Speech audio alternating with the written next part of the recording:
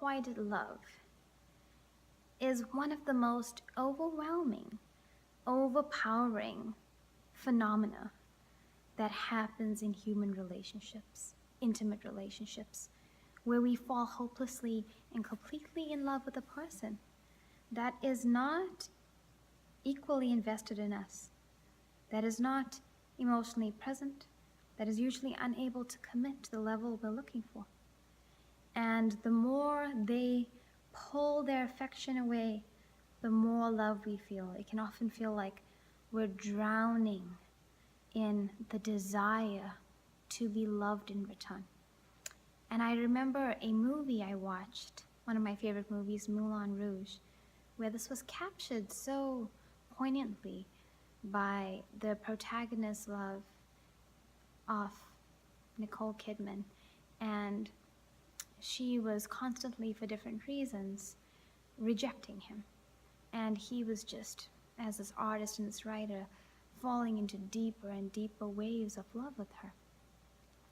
And the movie is a beautiful artistic expression of the human condition when we fall into the illusion of unrequited love, when we believe that if we could just be loved by the object of our love, then we would finally be happy, we would find peace, we would find joy.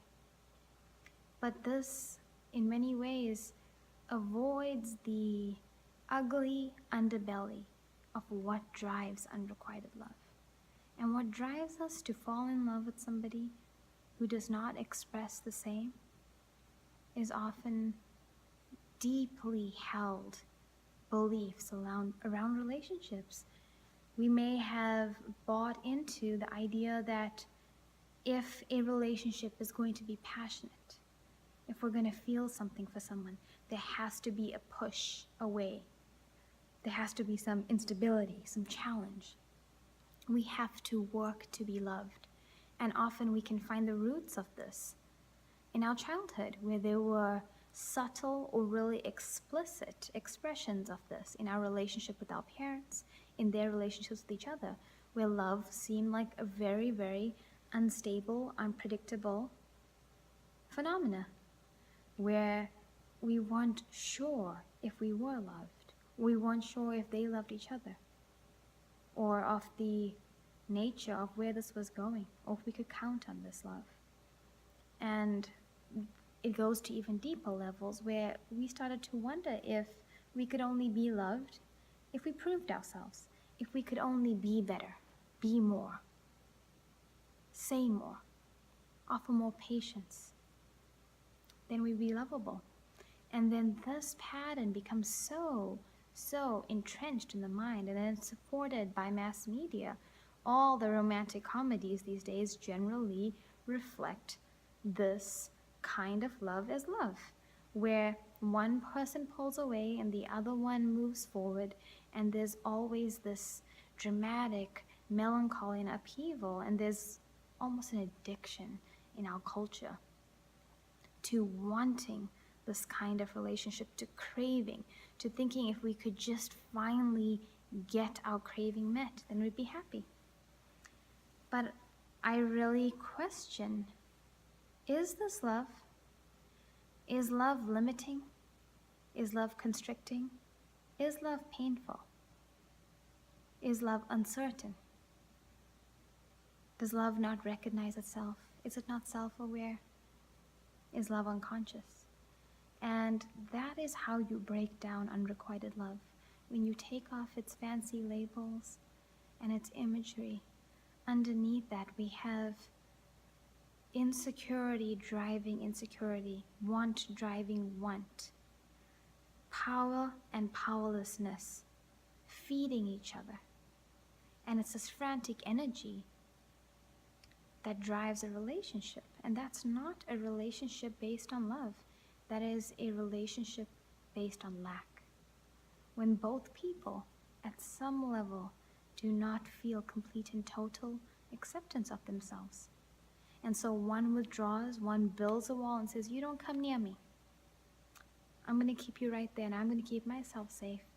And the other gets triggered by the wall and has to say, don't reject me, please love me, and comes forward over and over again. And it becomes an addictive cycle for both, because both people are getting reinforced by this unhealthy expression of love. And we've seen it in poetry, and we've seen it in movies and books. But can we step away and become conscious and just observe the pattern? If it's occurring in your life right now, can you just take some distance from that? Can you bring your awareness and your heart back? And can you just look at that? And can you say, I see this pattern now. I see how it's played out. I see its mechanisms. I see how it begins. I see the middle, and I see the end. And I see the destruction and the melancholy and the sense of loss I experience.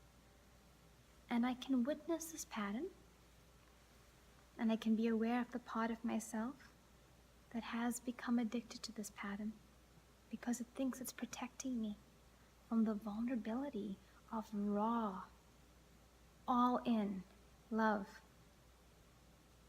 But I can see that this is not protecting me. It's actually creating the thing I fear the most. It's creating disappointment, disillusionment, and rejection.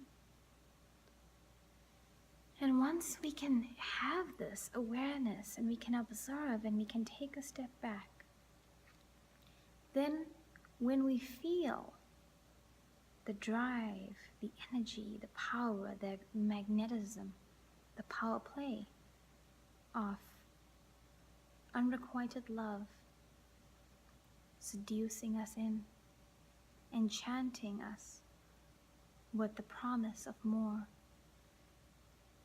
we can see clearly through these illusionary promises and say no more.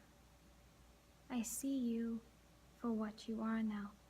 I see the lesson in love you have tried to teach me, that I must, or I ought to, turn this desire for love towards my own heart and begin the greatest love story right here. And I have work to do, and I have belief systems to heal.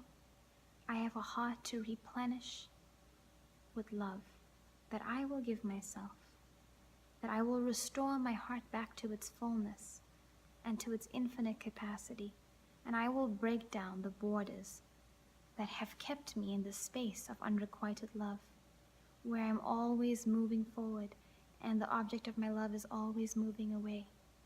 And so it always creates this tension in between. And that's the place where love resides, but I never get to reside in love because I'm always chasing it. And the object of my love is always moving away. So we never come together. So in fact, I never experience the depths of true love. I never feel the raw embrace of vulnerability, of looking my love in the eye and being completely and totally immersed in the beauty of completely loving myself and being with another that loves themselves and sharing this holy, sacred communion of love. But to project such a lover, I have to abandon the idea of unrequited love. I have to see it for what it is, and I have to release it with love and with compassion and with gratitude for showing me the way towards truth. And that is my path here, because even the most painful things, or I would say especially the most painful things in life, are always driving us to wake up. Awaken to your heart's potential to be loved. For love to touch everything in your life. All your imperfections and your perfections can be embraced by the right person, but you can only meet that person when you embrace all your perfections and imperfections, and when you recognize yourself as a powerful creator you are, and when you choose no longer to make unrequited love your story, and you say, this is the end of the story now, I close the book on this, but I begin the brand new book on my life of awakening my heart's potential. And I believe that each one of us is capable of this, and we have the power in this moment to make this decision. So in my next video, I will be sharing a guided hypnotherapy on how to break down these walls of unrequited love, release these beliefs, free yourself, free your heart to true and aware love to enter. I'm wishing you much love today and always, and I'll speak to you soon.